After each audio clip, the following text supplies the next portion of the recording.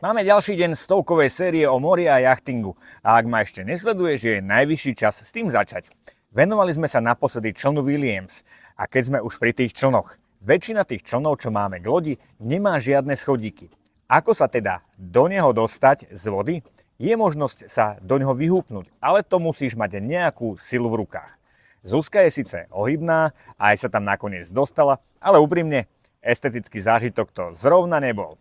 Keďže po tejto vete budem zrejme bez večere, tak ti ukážem aspoň jednoduchší spôsob. Nemôžeš sa ale báť si ponoriť hlavu. Ak si svalovec a maskuješ svoje svaly tričkom s bruchom, tak presne to tričko ti bude prekážať. Takže dáš ho dole, otočíš sa k člnu chrbtom, rukami sa zo spodu chytíš madiel a iba sa prevrátiš. Mne to urobilo síce na chvíľku účes na Adolfa, ale keď to vylepším, bude to štýlové. A ozaj všetci tí, čo máte dvojtaktný motor na člne značky Tohatsu, nezabúdajte, že je to motor, čo vie čítať myšlienky a vie presne, kam idete, a teda presne v polovici vašej cesty zdochne a odmietne naštartovať. Vždy si teda berte so sebou pádla.